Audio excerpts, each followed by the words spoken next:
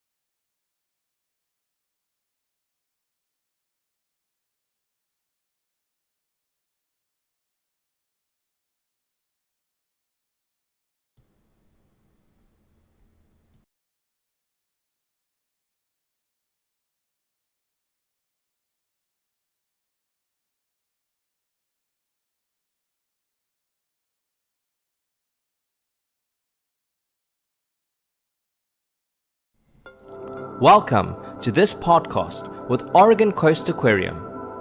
Today, we are diving into the world of sea otters. Since 1992, the Oregon Coast Aquarium has welcomed over 16 million visitors, aiming to connect people to the Oregon coast and inspire ocean conservation. Beyond their exhibits, they play a vital role in wildlife rehabilitation, being the only facility in Oregon authorized to treat endangered marine species like sea otters.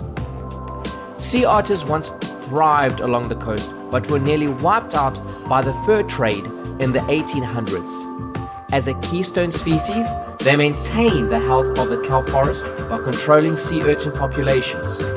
Healthy kelp forests are crucial for combating climate change because they sequester carbon and support marine biodiversity.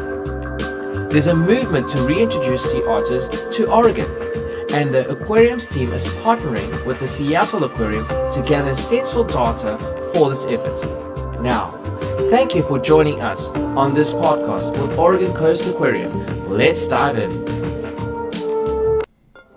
Welcome to this podcast with Oregon Coast Aquarium. All right, so we're going to get started. So welcome everyone that has joined us on Discord. We are still connecting on YouTube, but we're going to get started, everyone.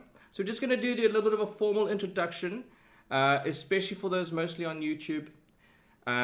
If you're on Discord, thank you for joining us. I'm just going to introduce everyone that's going to be with us today and hand it over to them.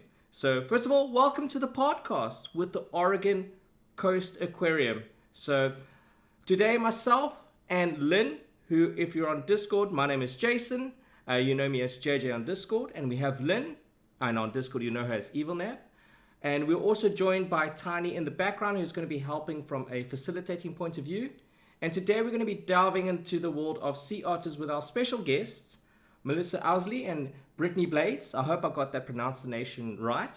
So we are going to be running this event for about an hour. I just want to make sure everyone knows that on YouTube there will be a donation link that is going directly to the Oregon Coast Aquarium. Okay, so please I'll ask everyone on YouTube, do not use any other feature on YouTube. Don't use super chat, don't do personal donations, because that does not go to the aquarium. We want to make sure everything goes to aquarium, and either way, even if you donate directly to the channel, YouTube takes a lot of it out. So please use that channel to the actual stream link, the Streamlabs link, to donate. And Lim, if you could just fill us in, you mentioned that there was going to be someone that was going to match the donations. If you want to let us know who that is.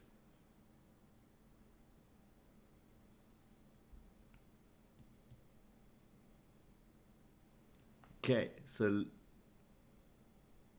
will make a difference. okay, so that's fantastic. Sorry,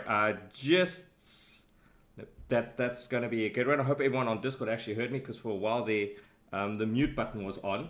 I do apologize. First technical difficulties, you get the first three out the way, then everything's fine. So again, just for everyone that was on Discord that possibly didn't actually hear me, we are going to be running a donation link. If you want to ask for the donation link, we will supply it. I'm going to pin it at the moment. And we'd like to welcome Brittany Blade and Melissa Owsley to this wonderful event. I'd like to thank you for taking out of the time on your Saturdays to be here. I know you ladies are very busy with everything that you're doing, so we highly appreciate it. And we hope that you can give us a lot of information and benefit us in terms of education, and we can give something back in terms of donations and obviously a lot of exposure. So let's, without further ado, get straight into it. So Melissa, I will start with yourself. Would you like to introduce yourself and tell us what you do at the Oregon Coast Aquarium? Yeah, thank you for having us and hosting us today. We're super excited about this. I know Brittany and myself love our Sea Otters, and they're just really amazing little guys. And so we're so excited to share that with you. So I work in development, which means I'm on the fundraising side of things. So a lot of grant writing. Right now, we are doing our fundraising for animal care, and then as well for our brand new rehab center that we're going to build. It's going to be a state-of-the-art veterinary hospital. Oh, fantastic. So yeah, that's a little bit about me. So. Excellent. Okay, thank you for that information. Brittany, if you want to introduce yourself and tell us what you do for the Oregon Coast Aquarium. Thank you all for having me and Melissa. It's all very exciting. And I am of marine mammals, so that means that I get to work directly with the harbor seals and the California sea lions. And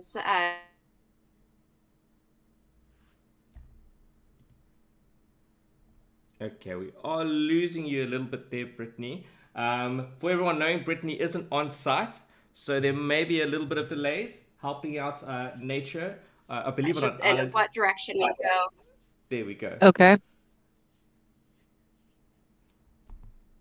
All right, so we got a little bit there. So thank you for that information. I'm sorry if anyone is having. I just saw some people didn't hear that very well. Don't worry, we'll try and go through the questions as slowly as possible. If on YouTube you're saying that you haven't heard what they've said, please let us know, and we will just ask to repeat. Okay. All right. Because I know, I'd say for Brittany, you did cut out a little bit. If need be, you can always turn your, camera off, and we'll still know you're speaking. But we've all been having tech problems for the last hour. So that's just unfortunately, it also obviously where everyone is and so on. This has been broadcast on different parts of the country and different parts of the world. So let's get straight into introducing and get straight to the questions, because obviously this is what we're here for. First of all, maybe we could give a little introduction to the Oregon Coast Aquarium. So I would like to ask us, how has the Oregon Coast Aquarium contributed to ocean conservation since it was established in 1992? That's a long time. That's a very long time. So how have you contributed to ocean conservation? Oregon Coast Aquarium has been home to non-releasable sea otter pups since the aquarium opened in 1992. A huge thing that we've been able to do for conservation, with being able just to provide That's a very long time. otters a safe home to live. And recently, we've been doing monthly trips to the coastline of Washington State to collect foraging data on the sea otters all along the coast of Washington and down to Oregon. wow. And that's really important because it's giving us an idea of what their population is doing, and if their population is starting to spread down towards Oregon. It's all just really, really great information that we're able to be a part of. We are also one of the only 3 facilities in the Pacific Northwest and the only facility in Oregon authorized to provide rehabilitation care for endangered marine species like sea otters. We actually have been able to have a sea otter come into our rehabilitation program.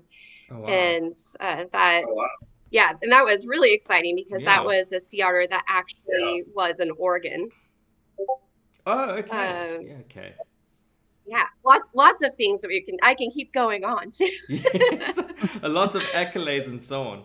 Because obviously, Yeah. very important to remind everyone how sea otters are a keystone species. They are critical to the surrounding environments and so on, which is obviously very nice to hear. That what an accolade. So we'll move on to that, because that's basically, you've mentioned that Oregon Coast has this very unique as you said, the only aquarium to be able to assist. But what unique experiences does the Oregon Coast Aquarium offer to visitors? To connect with them, connect them to the Oregon coast, of course, and to inspire ocean conservation.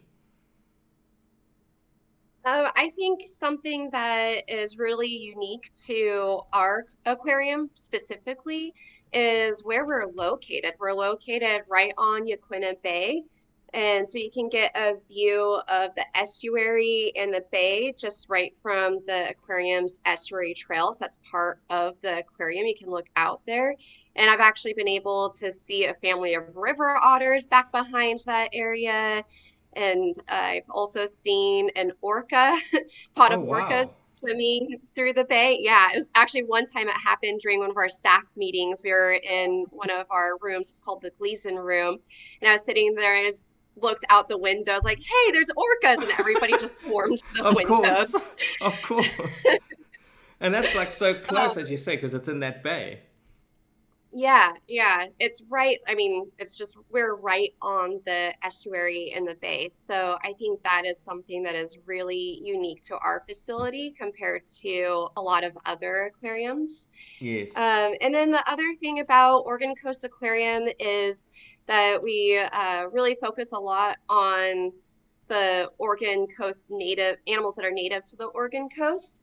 And so it's really cool when you walk through our aquarium, you actually start in the lobby following salmon as they're upstream in a river, and then the further that you travel through the aquarium, you kind of go deeper and deeper through all the different ecosystems that salmon may find themselves in, all the way through the sandy coast, the rocky coast, and a little bit deeper down to the reefs. And that we have Orford Reef through a tunnel. You can walk through 3 tunnels. Yes. And that also just keeps getting deeper and deeper further into the ocean. So you start off in Orford Reef, and then you go into Halibut Flats, so a little bit deeper, and then you get into open sea, and that's where you have the sharks and rays.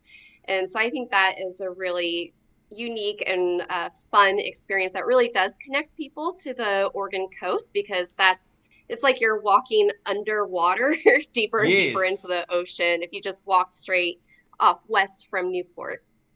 Yes, I noticed that one of the most famous photos of Oregon is that tunnel, that glass tunnel that goes underneath the water. Oh no, I can't hear you. Okay, can you hear me now? Yep. So he was asking about the tunnels. It's a fantastic aquarium, Yes. really large when you walk through the tunnel. I lost my sound. Okay. I lost my sound. Can you hear me? Oh, we can Yes, hear you. we can hear you. Okay. Don't think you I can hear cannot us. hear you. I don't know what happened. Okay. That is that's going to be expected again, everyone, on the stream with such distance. But just let us know, Brittany, if you do hear us, just jump in, and you can quickly know that you hear us. But we'll get on to that shortly. But yeah, for everyone not knowing, yes, there's some. You may have seen the video introduction at the beginning. You can always run there. We have a lot of photos about the Oregon Aquarium that actually shows those tunnels that they're talking about. It sounds quite large and extensive. Like, you think aquarium is a small little establishment, but it sounds quite large. I see Brittany is still having a little bit of sound issues. Let us try help manage that. Okay. So, Brittany, on your... Okay, I'll need to go into... Because you won't be able to hear me, obviously. Yep.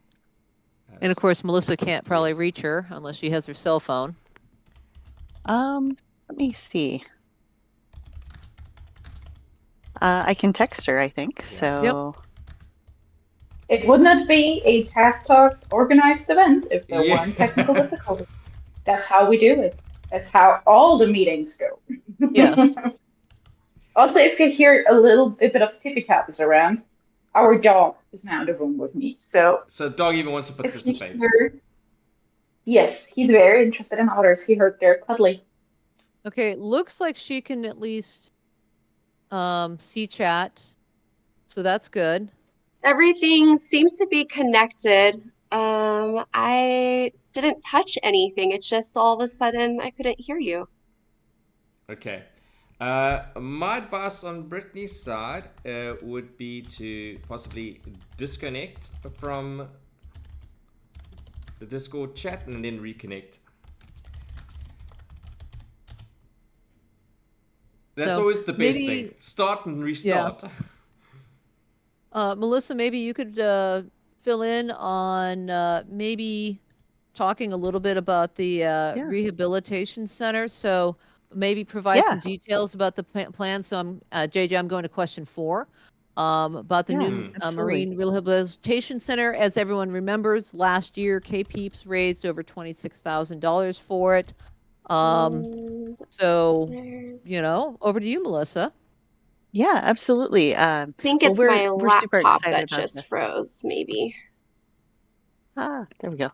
And I did text Brittany just to say disconnect and reconnect. So hopefully she'll get that text. But yeah, so I can say I'm so excited about this new rehab center. A couple years ago, I was doing rehab work for another wildlife organization and had heard that was coming, and that was just so inspiring. But yes, it's going to be a state-of-the-art veterinary hospital. Before this, we were doing rehab in more of a makeshift fashion with we had a warehouse, and we were serving about 275 animals a year. So we do not only marine mammals, but also seabirds and sea turtles as well. Oh, okay. But this new facility is going to be amazing. We're going to be able to work with interns, veterinary interns, and marine science students as well. We have a local community college here that has a aquarium science program, and then we also partner with a lot of universities. We started a veterinary intern program in 2021, and we've helped over 500 students so far, which is great. To be able to work with endangered animals that you wouldn't normally get to work with. So it's a really great opportunity educationally. But yeah, the facility is going to be pretty amazing. We worked with our local indigenous tribes to come up with the name. And I will try to say it, but yes. it is just know that I am not a native speaker, and so I am probably going to butcher it a little bit, but it's called the Sisaswinish Marine Wildlife Rehab Center, and that means ocean life. That's and so nice. that's what it's going to be called. We have a lot of indigenous people here. One of our local tribes is the Siletz, and so we've been, that's something that's really important to us to acknowledge that, Yes. sea otters are culturally important and have been for, hundreds of years. And so, um, that connection to nature is really important. Um, I can tell you that, oh, yay. Okay. Well, Good. I'll Woo! let her take over this. Did you talk about what animals we have already rehabilitated? Some of the marine mammals that we have rehabilitated, Melissa? I just touched briefly on that we do work with marine mammals, seabirds, and sea turtles. But yeah, it would be great to have a little bit more context, especially from your perspective. Yeah. I did catch that you mentioned that right now we have limited ability to be able to rehabilitate multiple animals. So it really depends on the space and staffing for what we can take in. But I had mentioned that one sea otter that did end up in Oregon, and bringing him into, there's only a handful of adult sea otter, shark bitten sea otters that have gone into rehabilitation. So is actually, even though he didn't survive his wounds, we learned a lot from that, and it actually has helped us decide on how we're going to design some of the sea otter holding areas for our new facilities. So unfortunately, he didn't survive, but also we learned so much from him, and I'm so thankful for that opportunity.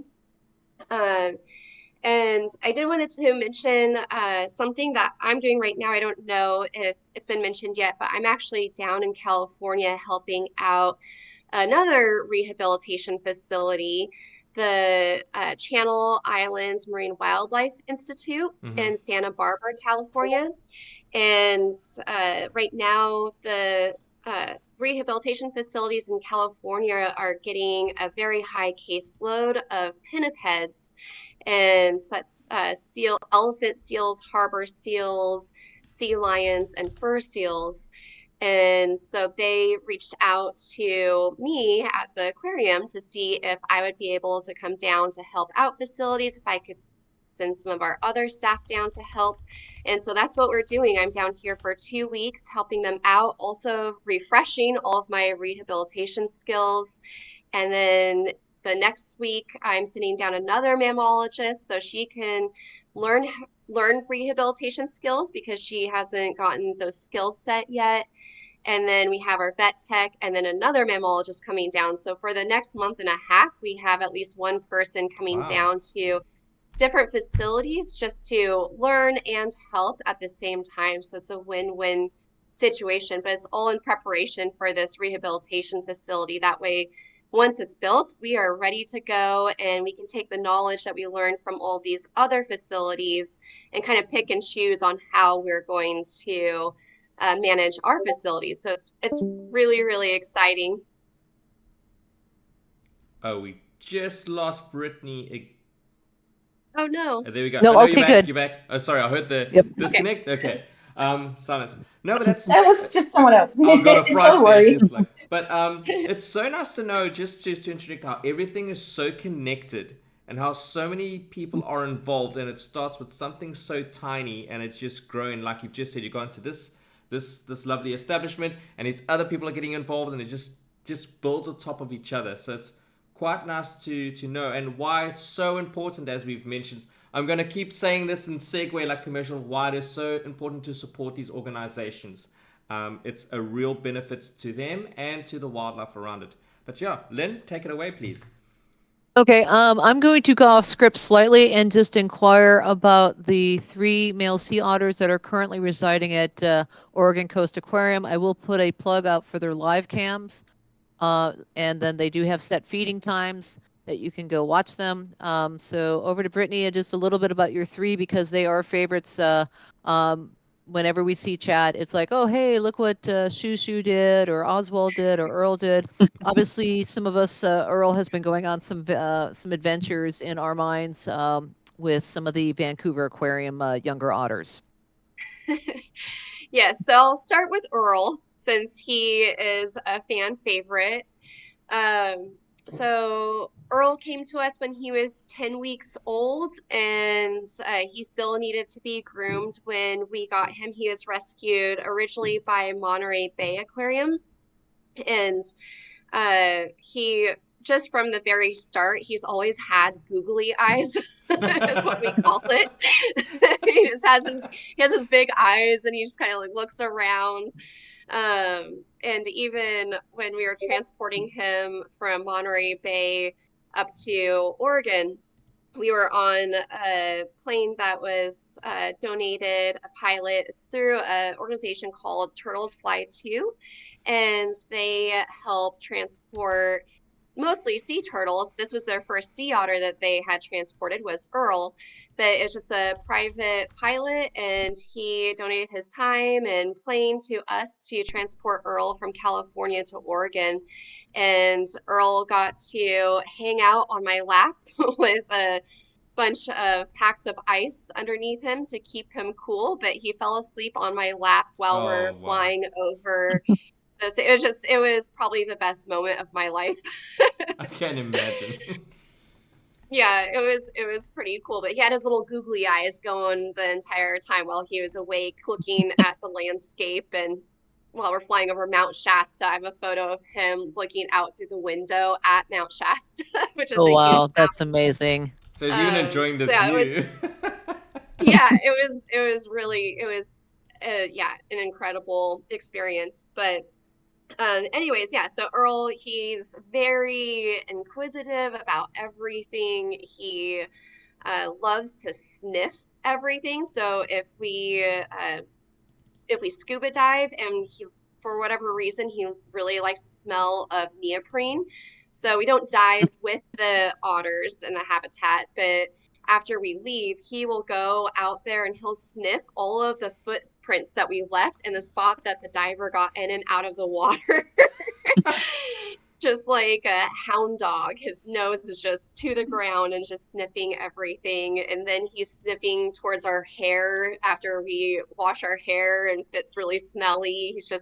He's so inquisitive about any sort of smell or just anything different. He's so much fun to work with. Um, but Wonderful. yeah. And he likes then music too. He he likes does music. like music. Oh. Yeah. Yep.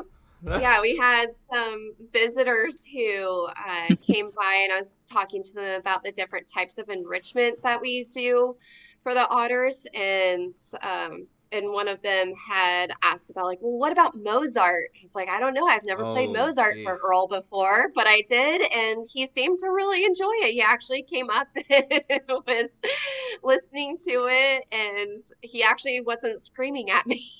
Well, that's good. Got the Hopefully otter's stamp of he's approval. Yes. pretty much. Yeah. I know there's a Um, very bad pun there to say that song ought to be good because Earl likes it. yeah. Please don't quote me on that ever again. But no, that's awesome. Yeah. And then let's see, I'll go with Oswald next. So Oswald came to us in 2014. He was 6 months old, so he'll be turning 11 in November this year. Okay. And I don't know what it is about Oswald, but he's always going to be my baby. He also came, all three of our sea otters came from Monterey Bay Aquarium, but he's just such a sweet otter, at least to me, he is.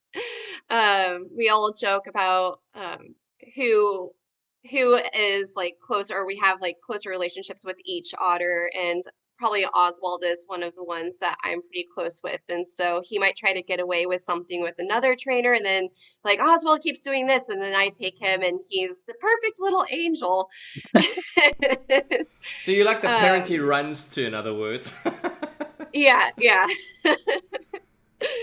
But Oswald, he was the first sea otter that we introduced to Earle. We did slow introductions when Earle got here, and Oswald actually did act a little bit motherly with Earle.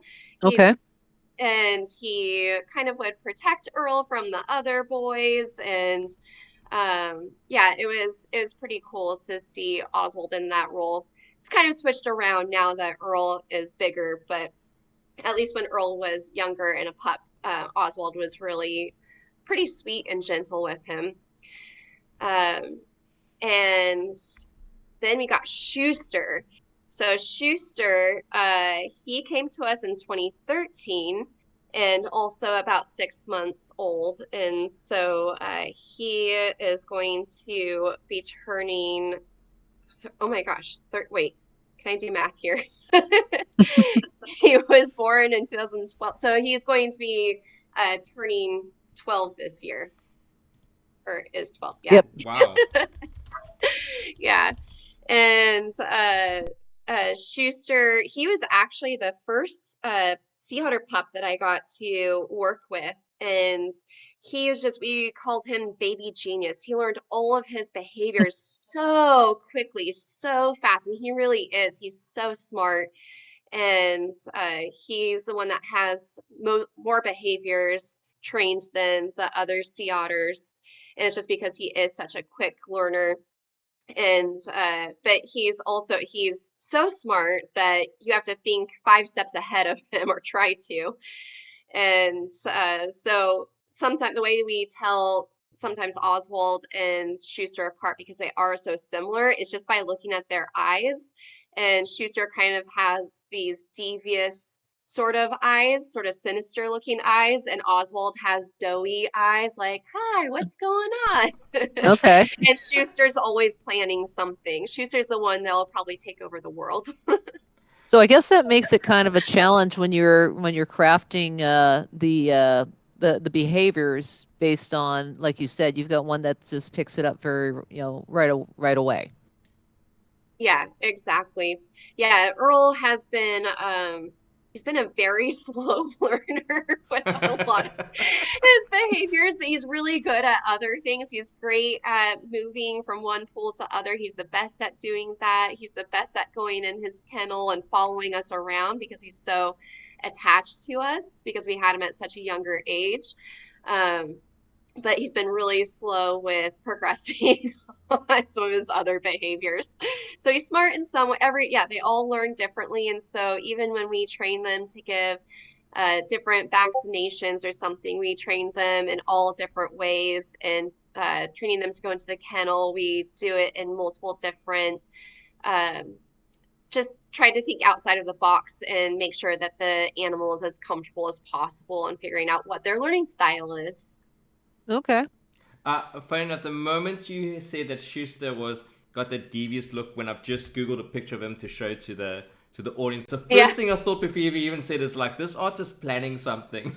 His face is so cheeky. It's like he's planning something. He's staring hard at something. He's found it and he's gonna do something about it. So if anything, it sounds like Schuster only learns what he wants to learn. He's that smart. Yes. He's like, I'm not gonna. It's not that I don't know that. I just don't want to know that. I prefer something else. Okay. Yeah. No, well, thank you for that, introducing us to those Sea Otters, because obviously they, as mentioned, they're very popular, and nice to see how everyone is in chat saying the boys. Oh yes, those are my boys. Those are the otters. Yeah, so they've developed quite a bit of a reputation, and I'm sure they help a lot, obviously, with helping your message of rehabilitation. So in regards to the rehabilitation, can you share more about the role of Oregon Coast Aquarium in the wildlife rehabilitation, particularly when you were talking about endangered marine species like sea otters? Because you mentioned so many animals that you help rehabilitate, but in particular to endangered marine species like sea otters, how advanced or intricate is the role for Oregon Coast Aquarium in their rehabilitation? It's so important for us to be ready to be able to rehabilitate a sea otter, because sea otters were hunted to extinction along the Oregon coast, and they have not successfully returned back to the Oregon coast, meaning that we don't have a population of females or pups yet. It's only been male sea otters that have traveled south from Washington. And so if a live sea otter does strand in Oregon, we are the only facility who can respond to that sea otter. And so that's why it is so important for us to be able to take on that sea otter if it does strand. And there's been more and more sightings of sea otters in Oregon, and even just I guess it was a month ago now, but within a week, there were 2 sea otters that stranded within 5 miles of the aquarium. Oh They were wow. dead. They were already dead, unfortunately, Yes. but it is, just showing that there are some out there, and so that makes it so it is really important for us to be ready to go and have that knowledge. And it's also why it's so important that, and I'm so thankful that the aquarium is funding me and my team to be able to go to these other facilities to get that hands-on experience of rehabilitating, because rehabilitation is much different than just caring for a healthy live sea otter. Yes. They're critical care, and it just takes so much more knowledge and 24-hour watches. And it really, and sea otters are just such unique species too. They're unique marine mammals. They're just unique animals in general that have very specific needs with how much they have to eat and how they stay warm or cold. And and so they're a very, very unique animal and require very specialized care. So yeah, and sea otters being a keystone species for both kelp forests and estuaries, not only are they an endangered species, but they're an extremely important species for creating a healthier ocean and estuaries. So just all around, I mean, it's just all so important for us to be able to provide that rehabilitation for them. And like I said, that is something that we have now kind of fine-tuned our marine mammal area of the rehab facility to focus more on sea otters than what we had originally planned. Yes. And you mentioned something very important there that I want to pick on as well. Because you mentioned that you're the only facility that can do those sort of items, but also you mentioned yourself that you're working with other facilities and so on. So the next question I would want to ask is, how does the aquarium collaborate with other organizations and agencies to provide that critical care to sick and injured animals like sea otters or marine animals in general? Oh man, we collaborate with everybody. That's something that's really cool about this field, is that we're all in it for the same reason. Nobody has too much pride or ownership to say, oh, we have this super awesome way to save an animal. We're not going to share it with you because we want to be the best. It's we're all in it together. And so if we get, let's say we have a sea otter that strands, we immediately will contact all of the people who have ever rehabilitated sea otters, Yes. Monterey Bay Aquarium, the Marine Mammal Center, and SR3, Seattle Aquarium, Vancouver Aquarium, Alaska Sea Life Center. We I have all of their numbers on my cell phone, so I can just send out a mass text immediately, send out an email, call their head veterinarians if something weird happens, and everybody is so quick to respond. And it's a really beautiful thing Yes. that so many people in this field, yeah, there's no pride, and we all just work together to provide the best care that we can. And then we also, like I said, we will send people down to Monterey Bay Aquarium, since they get the highest load of sea otters coming into rehabilitation. Then that's a great way for us to either learn their skills or also just refresh our skills. That way we're just up to speed and ready to go for when something does happen.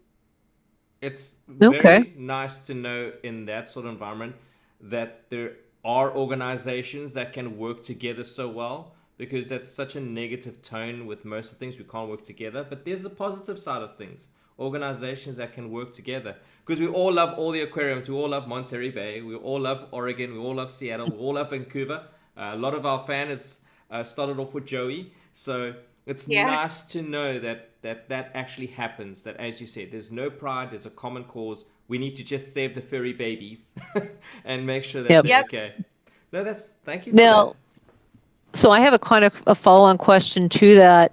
You mentioned the bigger organizations locally. Do you have partnerships that you can also work with to help you since have been maintaining the only rehab center in Oregon?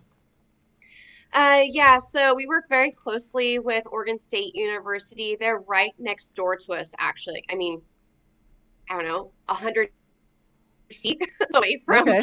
us. They're right next door. It's a satellite facility for Oregon State University, and they have the Marine Mammal Institute. And so they have they have a lot of well-trained staff too. And so we will work together and pull from them. And then we have ODF&W, that's Oregon Department Fish and Wildlife, and also U.S. Fish and Wildlife Services.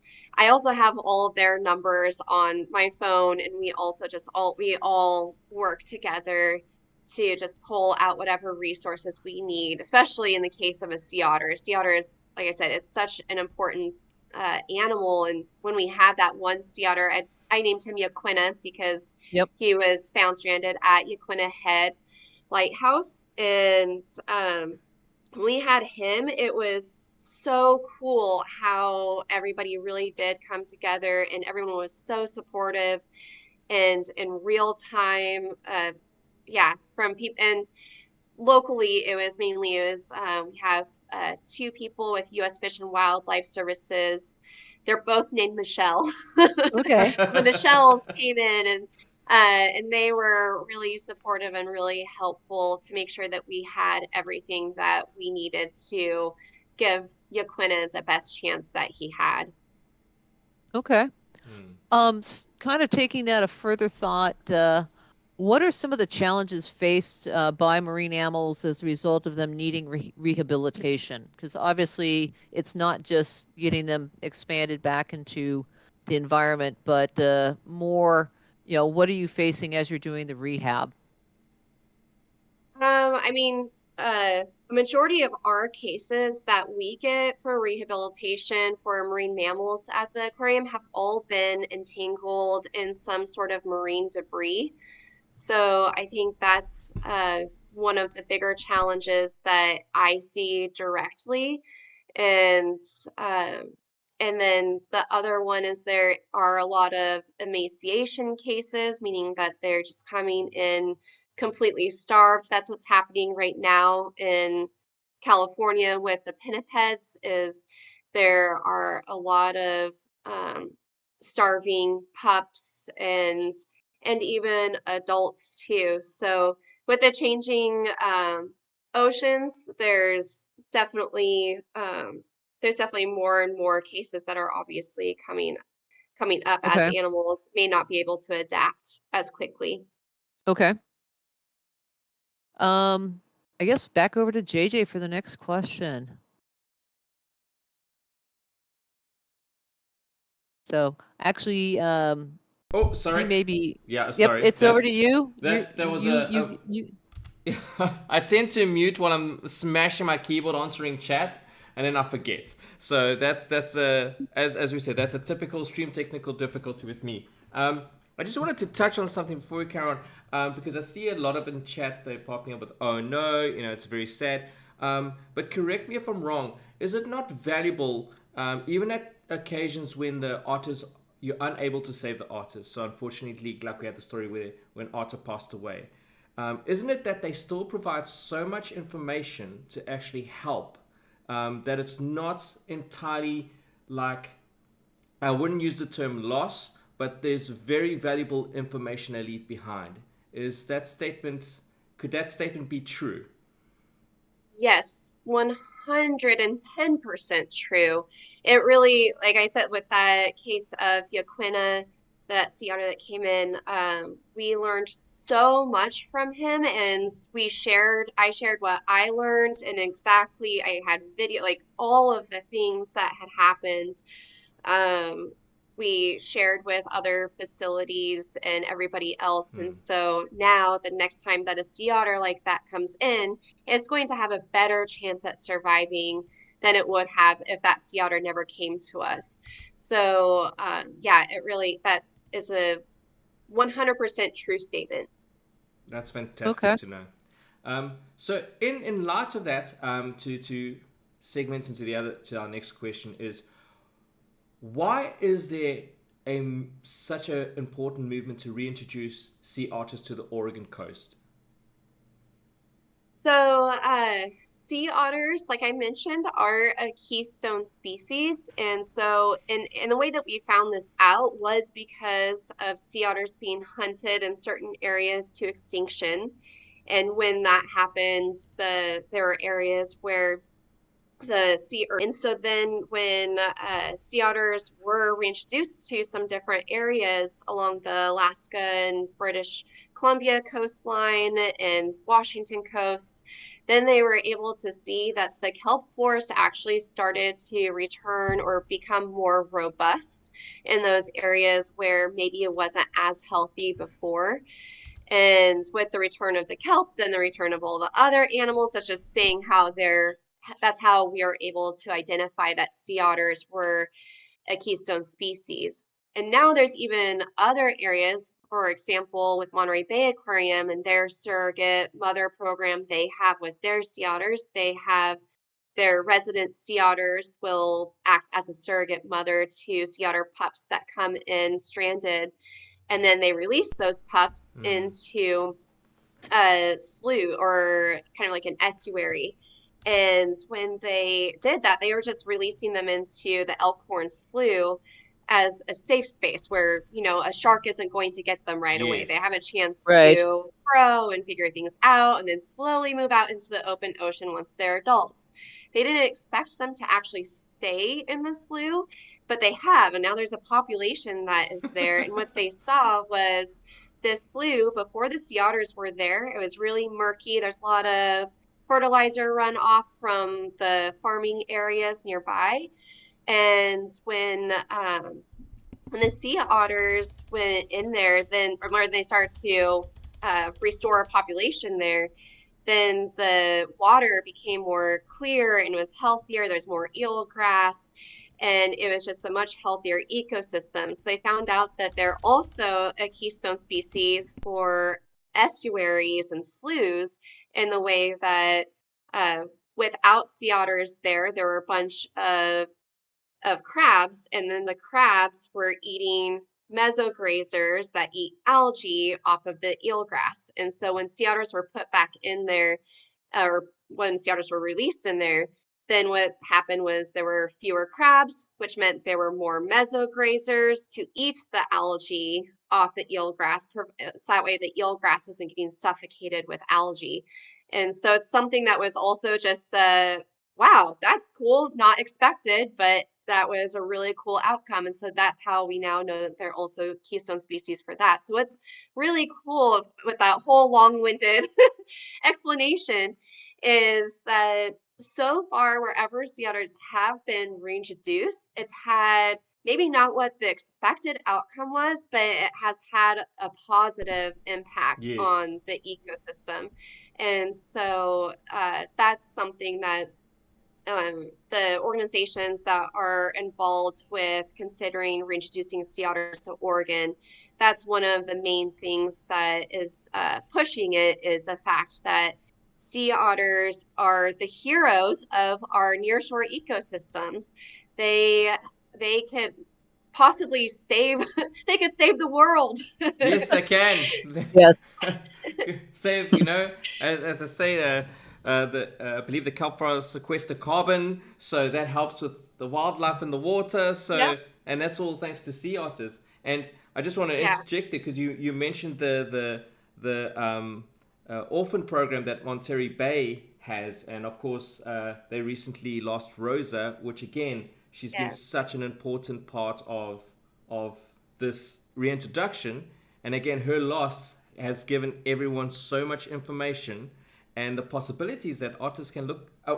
We would never think that an otter would just take a stranded baby otter as a child. Like, oh, you know what? I'm going to look after this little baby. This one's mine. It's such a wonderful story. So thank you for mentioning all that information. And so with that, in that regard, in specific, because you say you get a lot of information back and forth and all of you share data. So what kind of data is being collected about sea otters, and how will it contribute to reintroduction efforts? Oh man, so there's so much data that's been collected on sea otters, but something that we are doing at the aquarium, myself specifically, this is part of my job being curator, is kind of directing where we're going as a team at the aquarium with the marine mammal department, is to work with Seattle Aquarium to collect that foraging data in Washington. Yes. And that way we can learn exactly what sea otters are eating. And that's really, really helpful and important, so that way we can relay that information to our local fishing communities. And that way they can rest assured that sea otters aren't going to be stealing their lean cod or rockfish. And that's not part of the sea otter's diet. Yes. And so that's really helpful for just that outreach messaging. But it's also really helpful just to think about, like, okay, the sea otters in Washington coastline is pretty similar to the Oregon coastline. So it will also help decide on where sea otters would be reintroduced, if they are going to be reintroduced. And then also just that research in general and skill set is really important for us to have here in Oregon. So that way, if sea otters are reintroduced to Oregon, that we have our team at the aquarium can be the ones to train a team of people to be able to monitor sea otters and know how to observe sea otters in the wild and collect information on what they're doing. And so that's super important. There's so much data. I don't even know where to begin, but that's just the one that I'm directly involved with. Geez, it's very complex, but obviously also very important.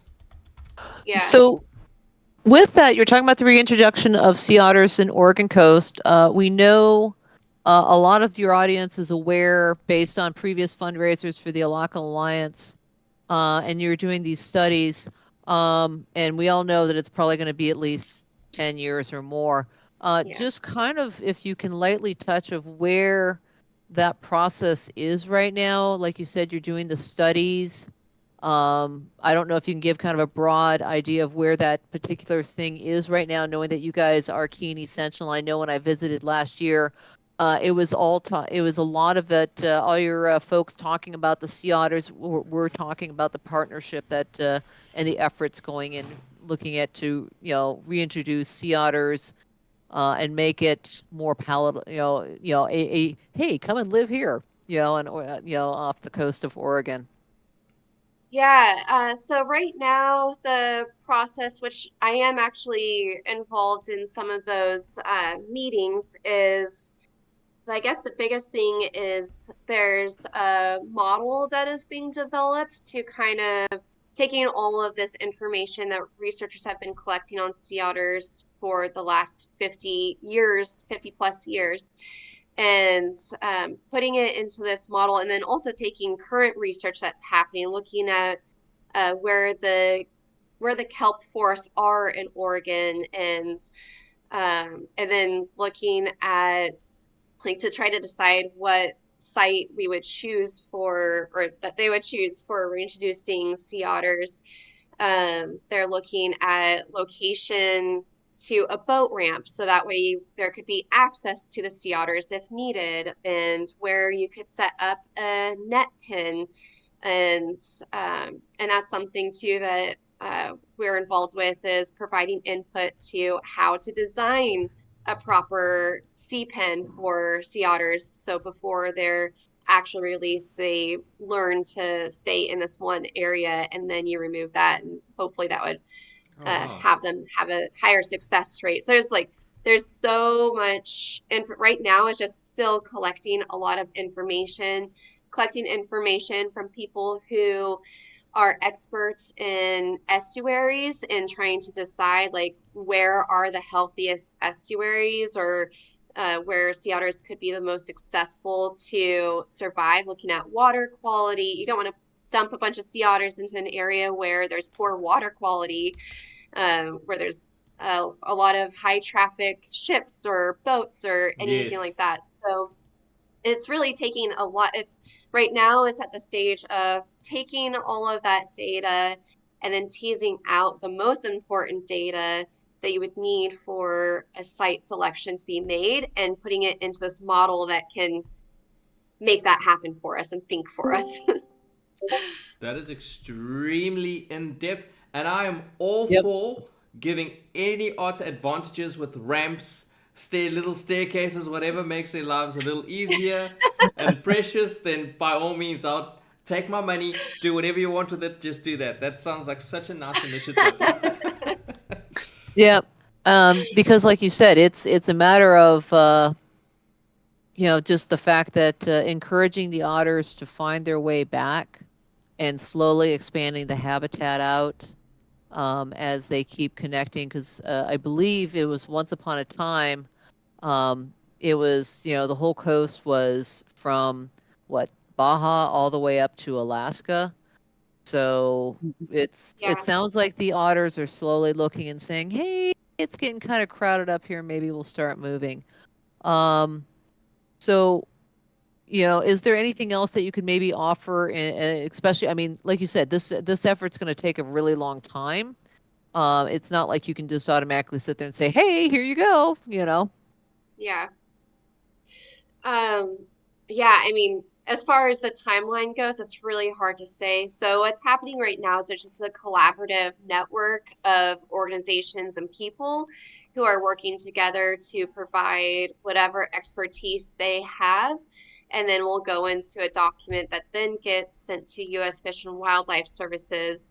So it goes to the federal government, and then they decide whether or not, like, yes, let's pursue this, or nope, this seems like it's not cost effective, or whatever the decision is. So that's kind of there's still at least a few years before even the decision is made on whether or not it's going to move forward. Okay. So, Um, yeah, okay, carry on. Sorry, Ivana. I was going to say, just kind of keep going on. And obviously, with that, there's a lot of community engagement and participation. You've already been touching a lot of being engaged with the local university, the various zoos and aquariums and rescue centers. Is there a lot of outreach that you also do as part of that effort and part of that messaging? Or is that something we need to punt to Melissa as a development person? I mean, I can touch on it a little bit, and then maybe, yeah, I'll pass some of it over to Melissa. But as far as like what our current outreach is, I mean, we Yeah. really do quite a bit of outreach with our education department, and we have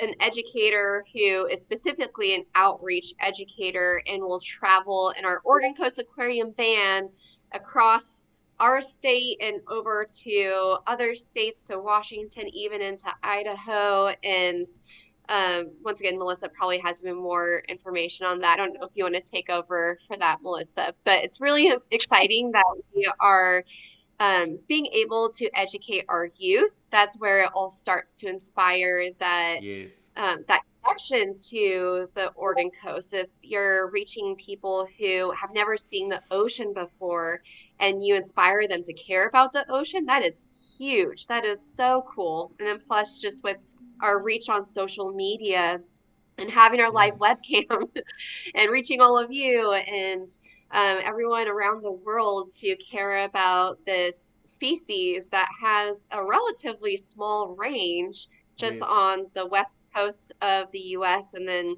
over to Russia, just the northern tip of Japan. It's really not that big of a range, so not very many people, and they're pretty elusive otters. Otters are not always the easiest to see, as I've learned from going up to Washington and doing these sea otter surveys. There will be a raft of 400 sea otters off the shoreline, and you kind of see a little black, darker area of the ocean until you get the scope on them and really zoom in. You're like, oh, yeah, that's a raft of 400 sea otters. And Wow. so I think that it's really cool that we're able to, I think that's where we're able to like make that connection, bringing people to have that connection with the Oregon coast and with sea otters and caring about them. Melissa, you can jump in there. Sorry. Sure, sure. Well, one thing I can share is it's today's World Oceans Day, so we're Yeah. doing a lot of really fun activities with our various feedings, and the education department is super busy with some presentations.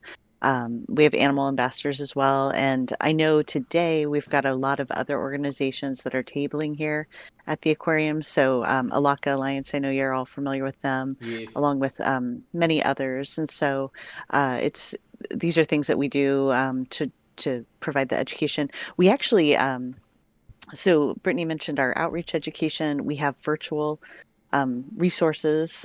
We work really closely with schools, like we're here in Lincoln County, and so we work with that school district and do a lot of ocean literacy work. So, over through our on-site and outreach and virtual programming, we reach 500,000 people a year. Oh, wow. And so we're Wow. constantly doing things, and we're constantly introducing new things as well. So last summer we introduced a discovery zone for younger kids, and that's just an effort by our education department to just provide more information and a lot of hands-on activities for kids, to be able to look through a microscope and look at like the exoskeleton of crab, and be able to feel that and touch that. And I Right. know, Yes. like, our shark and ray day, we do a lot with that as well. And we have some a lot of our interpretation that we have with our volunteers. We have about 260 volunteers that they might be doing interpretation, they might be doing landscaping, they might be doing any number of things, but we do a lot of hands-on activities with people to try to share that information. We also have youth volunteers who are bilingual, and so we're constantly trying to expand that access to, have volunteers that speak Spanish. And our new signage is bilingual as well, which is super exciting. We just opened, for anybody who's thinking about coming here, we just opened some more exhibits that are so exciting. We had an older touch tank that was kind of small. It was here when we opened, and we just opened a brand new touch tank that's twice the size, much more accessible for young kids, if somebody has a mobility issue. And what's really cool about opportunities like that, and this connects to sea otters because again, we don't have sea otters on the coast, so if you want to see sea otters, we're one of the only places in Oregon where you can see them aside from the Oregon Zoo. But, like with our touch tank, if you think about, say you're in a wheelchair and you're trying to get to the beach, which is really hard to navigate, Yes. that sand, Yeah. and then to think about going to a touch pool, and that's, it's dangerous. There's waves. It's kind of treacherous. And so, one of the things that we do at the aquarium is we offer safe opportunities for people to do that. So with our new touch tank, people have the opportunity to be up close to marine life that they might not be able to see otherwise. We have a brand new octopus exhibit that's amazing. And our sea otter exhibit is it's one of the best in the world. We, Newsweek, Yes, it is. Yes. I keep yeah, hearing we, that. we were voted number 2, the top, as far as top aquariums in the United States. We were voted number 2. So we were super excited about that. But the work that Brittany and her team are doing with our mammals, and especially our sea otters, is it's amazing. And I know, like, every feeding, there's a lot of education. So we're constantly looking at other ways to educate people.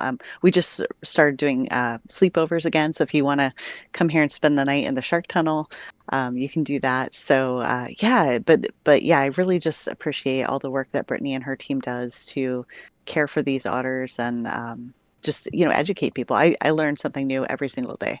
So yeah. I was about to ask. So that's the Oregon Coast Aquarium that did the sleepover in the tunnel. I've heard about We that do. for so long, and I Yeah. didn't know where it was, and I'm like, I want to do that. Oh my god! Yes. Okay, I've learned something new. But if I can interject with a question, sorry, Lynn, I'm taking away from a question because That's something okay. very important. For those landlubbers, as you said, that don't go by the sea, the one thing about a touch pool is that you know what you're touching in there is safe because you guys put it in there and you say it's a touch tank. What are some of the most popular, should I say, critters and creatures that are in the touch tanks that people can engage with? Well, we have a little bit of everything, and not to get away from sea otters, but I'll just briefly share. One of the things that we're really good at as an aquarium is showing small marine life. So, we've got sea cucumbers and sea stars and um, little sea slugs, like sea lemons. They're really cute. They're little yellow, kind of fluffy creatures. We've got abalones. We've got all kinds of mollusks.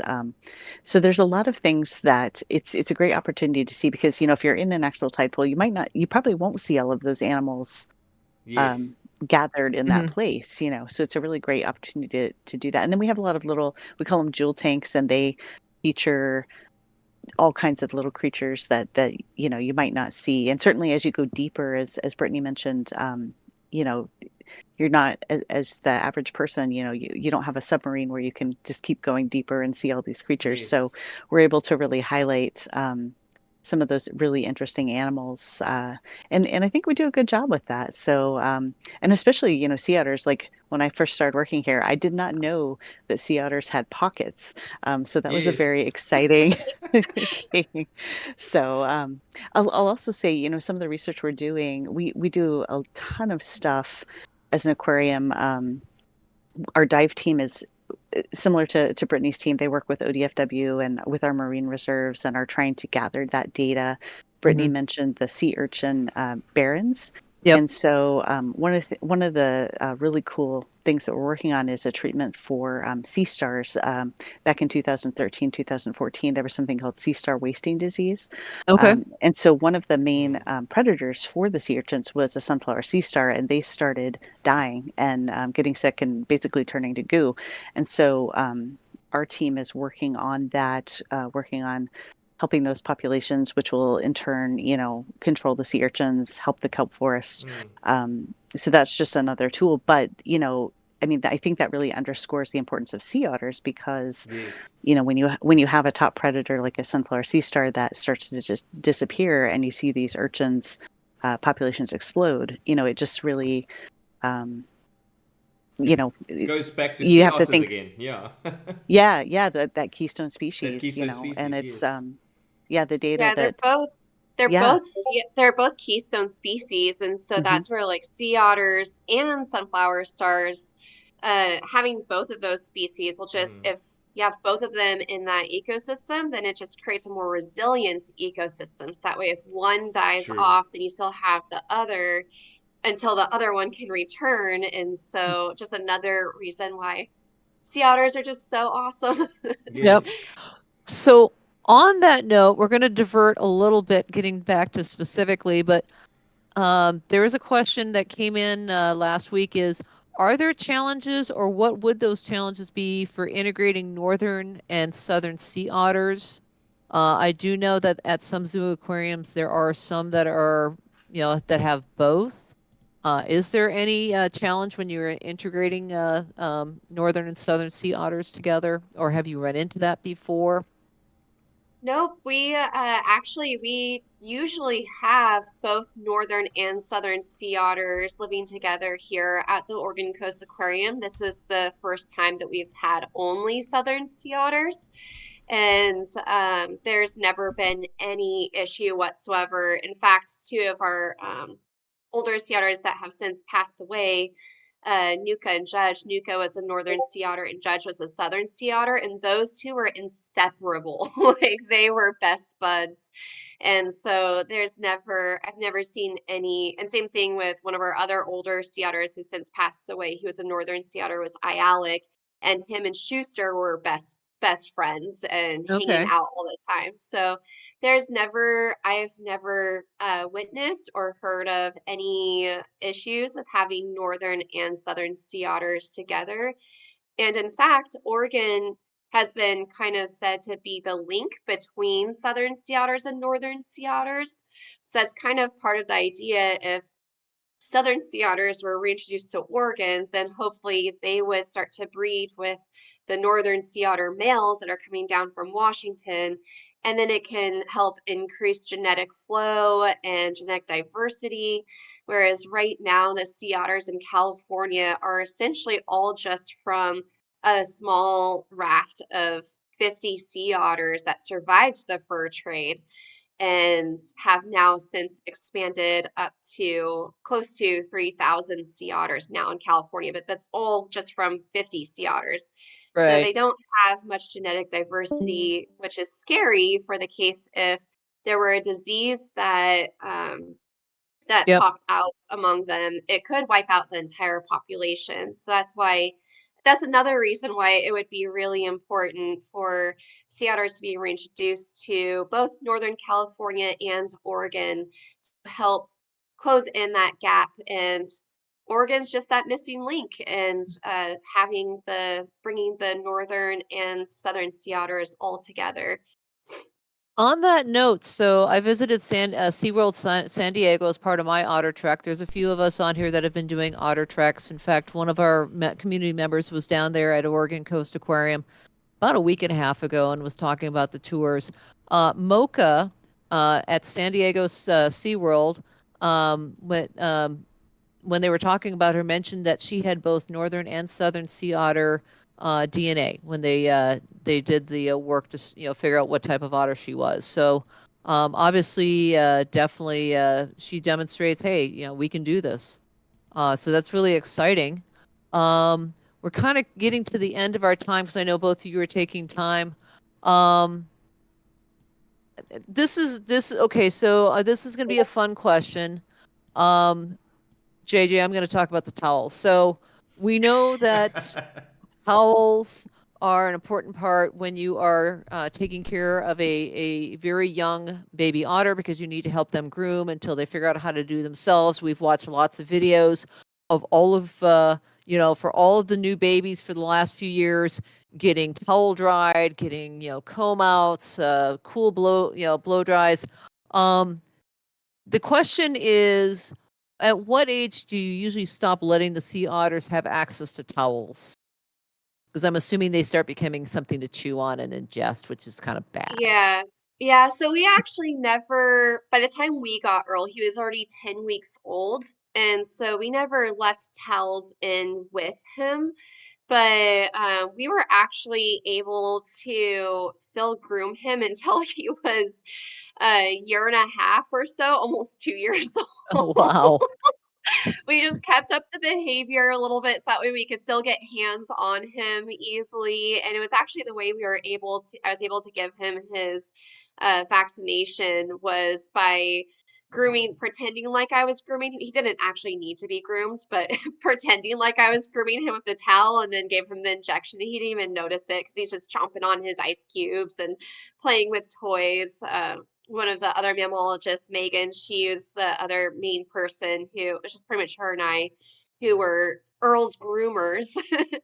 And she was distracting him with fun toys, and then I was able to do that. So, but that was probably the last time that we quote unquote, groomed him.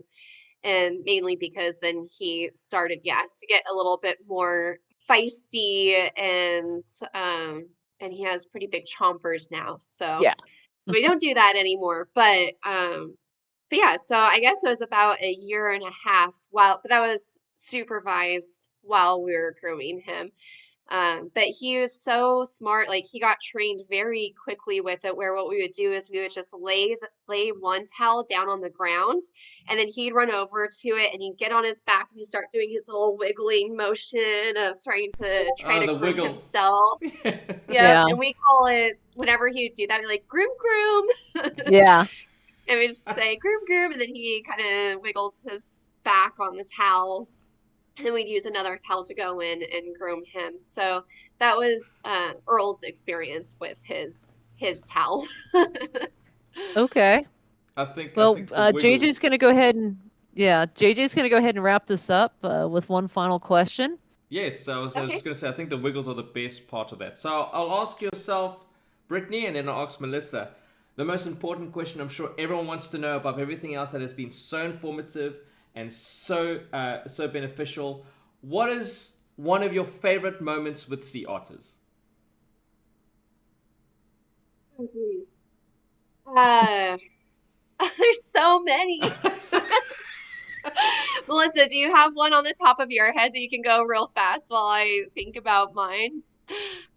Well, I mean, my experience is going to be a little bit different just because I don't directly care for them, but I do a lot of behind the scenes tours with donors. And, it's always so fun to be able to educate people about these amazing animals. And, just I love the weird facts, like I mentioned, the pockets. Like that was so cool to me to think that these animals have that fleshy piece where they can put their favorite rock and dive down and get something to eat and then bring it back up and crack open a shell. And the idea that they can use a tool like that is so it's just so very cool and so exciting, and I think it really speaks to their intelligence. They are a little bit diabolical. I know, like Brittany and her team have to be really careful about, what they have access to. Like, we were just talking about the towels. Obviously, like if we do maintenance on their area, we have to be really careful. Like, don't leave any tools behind that they could get their hands on. So, it's kind of I love that bit to their personality, how they're just so smart. And we were talking about Schuster being somewhat, of a evil mastermind.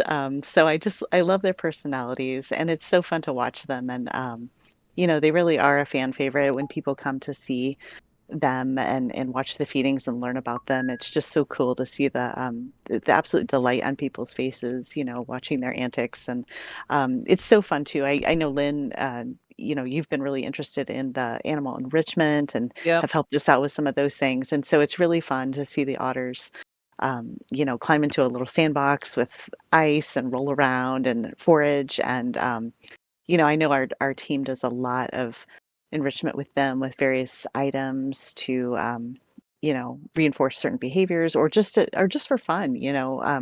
We try to really treat our animals in a very special way. And, for their birthdays, we have a whole thing of ice molds, and we're always making little treats for them, to give them kind of a novel experience to stimulate their minds. And I'm so impressed by our team here. They just they put a lot of thought into everything that they do to care for these animals and just really give them the best care. And so I'm very proud to work with such an amazing team. Yep. Oh, Well, thank you. Brittany's. And I was going to say, well, Brittany's still thinking on that. I'm going to give a quick shout out to the Oregon Coast Aquarium list on Amazon. They do have a list of things that they're looking for. If you have not checked it out, please do. As referenced, occasionally if I need to have basically a retail therapy, I will go on and take a look at things that they might need for their animals. And of course, birthday, just to call out, shout out. Skinny's 49th birthday just happened this week. You can see it on their Instagram post, or you can just look at one of our otter discords for marine mammals, and someone says probably already linked it. With that, over to Brittany if she's ready. Yes. Well, two things to add to what you just mentioned. One of the items, or a couple of items on our wish list, are the big black bins or tubs. Something that we would love to get more of. The sea otters love to get into those, and yeah, that's definitely something that we need more of. So if you're inspired, Yes. we would love those, and the sea otters would love them too. And then the other thing Oh, what were you gonna say? No, I was going to say our audience knows very well what they're really selling Buckies, so they know exactly what you're talking Yep. about. So come on. Yeah, Great. carry on. Sorry there.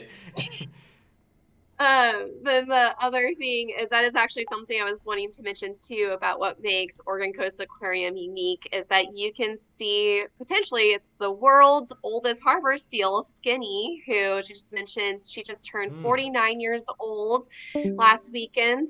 And she is one of my favorite animals. She's still sassy and thriving and flirty with our two male harbor seals. And yeah, just really, really proud that she's been able to live such a healthy life for 49 years after being rescued off the Washington coast in 1975 as a young pup. Yeah, just shout out to Skinny, love her. um, Okay, so my favorite sea otter moments, I do have a lot of them. One of them I already shared with you, though, about Earle falling asleep on my lap in the plane. That was amazing.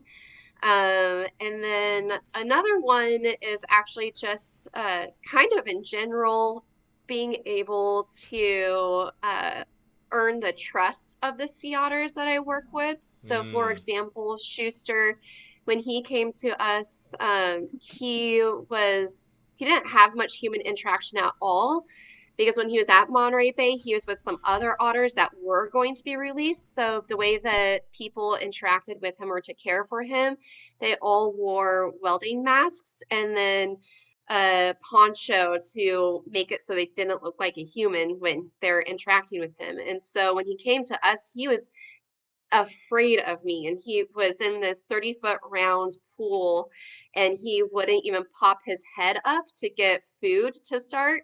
And so I just had to wait for him to pop his head up out of the water, and I tossed a piece of clam as close to him as I could get, and then he would take the clam and go back underwater, and then he'd pop back up, toss the clam to him, and then I was very careful to not ever bait him, so I never forced him to come close to me. It was all just on his own comfort level and terms, and within 2 weeks he was coming right up to me and stationing and taking food from my hands with his paw.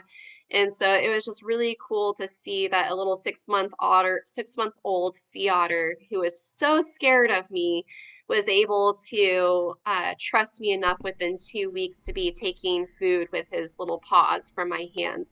So that was something that was just really exciting and really cool to see and witness. That's amazing. That is a very, So very I'm- good moment. So I'm going to hand this over to JJ to go ahead and wrap this up. But I do want to say thank you, Melissa, Brittany, and your whole staff for everything. And then just, working with us to do this particular event. So thank you so much. And obviously you're enjoying that you have your special Oregon Coast Otter art that is for you Yes. to enjoy. Yeah. Yes. So cute. Thank you so much. You're welcome. And over to JJ to wrap this up. Well, I think the first important things to say is just in the stream alone, I'd like to thank you all for donating. We've managed at this point to raise $505. So as we've mentioned towards the beginning of the stream, the organization's name, Marcia H. Randall was going to match up to $500. So that's done and dusted. Folks, this link is going to remain open until the 30th of June. So if you couldn't donate now, I saw that popping up a little bit in chat. It will remain open. We will post it again. And again, this is linked directly to Oregon Coast Aquarium. So you will still be able to donate up until the 30th of June when this specific campaign then closes down. But yeah, I think overall, I was quite happy with the result.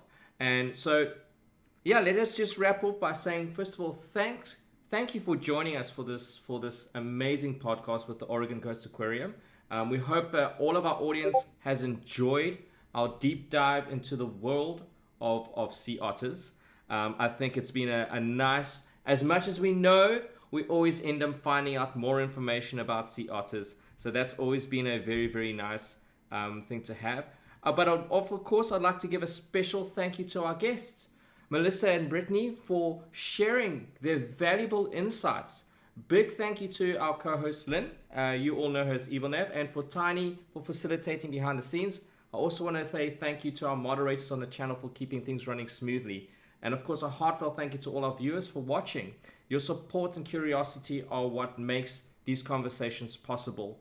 So, is there anything I would like to ask Brittany and Melissa that you might want to drop in? Any upcoming events, special programs, or things that our viewers might be interested in that they could possibly even take advantage of online if they're unable to visit the aquarium, or anything happening in the aquarium that they might be excited about before we go away? Yeah, I'm going to try this with my video on so you can see my face. So today being World Oceans Day, like Melissa had mentioned, we are going to be doing a really fun feeding for the sea otters at 3 o'clock. I'm not going to be there because I'm in California right now, actually in a vet lab at the center I'm helping out.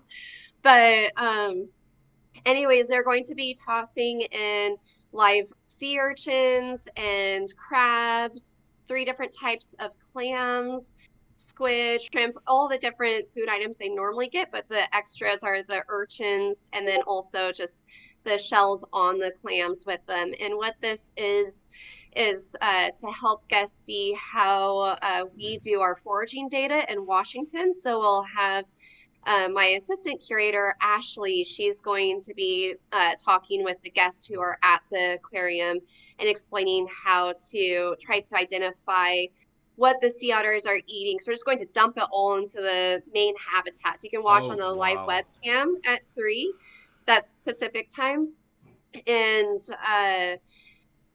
then you try to identify like, oh, there's Schuster and he dove down for how many seconds? Maybe it's 30 seconds and he popped up with 2 urchins and 1 crab. And so that's what we essentially do when we're out doing the surveys for the sea otters in Washington, is we time how long they dive for, and if they come up, are they successful or not with finding food to forage on, what those food items are, and then how long they're at the surface before they dive down again, and then you record that whole dive and scenario again. So we have that kind of modified down for our guests who are visiting, but you can still watch. It's probably going to be very entertaining, and sea otters are getting extra food today, so they might be Yes. a little chonky tonight and tomorrow morning for their breakfast. It's celebrating World Ocean Day. They deserve it. So that's so nice to hear. Yes. So you said 3 p.m. Pacific Standard Time, live stream, Yep. Oregon Coast Aquarium. Everyone can go get to watch it. I'm going to be there. Now I got something to look forward to. I don't care how early it is in the morning on my side. It probably will be, but I can't wait to be watching that. So thank you again. Melissa, is there anything you want to leave us with? Any information that our viewers would be interested in? Yeah, well, and thank you again so much for hosting us. It's always a pleasure to be able to chat with people about a shared passion like sea otters. I will also mention a couple of things. So, of course, our website, aquarium.org, that's where you can find, the live cams, all the stories, different rescue stories. You can keep up with finding out how things are going with our building of the rehab center, keep up with that. I do want to mention, too, I don't know if anybody is local to Oregon or maybe has a membership, but we're going to have a special Member Appreciation Day on Saturday, June 22nd. Members will get to come in an hour early, and we'll have a lot of fun extras, a special member lounge, some keeper talks, things like that. So it's a really great thing. Of course, we appreciate all the support from our members and donors and, the animal enrichment items that we talked about. You can also adopt an animal. You can either do like a virtual adoption of sea otters, or you can get a plush. We have both like an individual option or a classroom option. So if anybody out there is a teacher, or maybe you belong to a library or some other community organization, it's a really fun way to support the sea otters, but also have an option to educate people about them. The packet comes with fun facts about the animal and lots of little extras. So there's lots of opportunities to support. And of course, we really, truly appreciate it. We're a nonprofit, so we truly could not do what we do without all of the support, and especially our volunteers too. There's just, there's so many people that make this magic possible, and we just, we can't express our thanks enough. So Oh, thank you very much. I want the plushie immediately. I know my guy. I'm hoping to say that. And a sea otter plushie, we don't get them here. But thanks for all the energies that you along with all the other aquariums that have sea otters, and we mention you as well.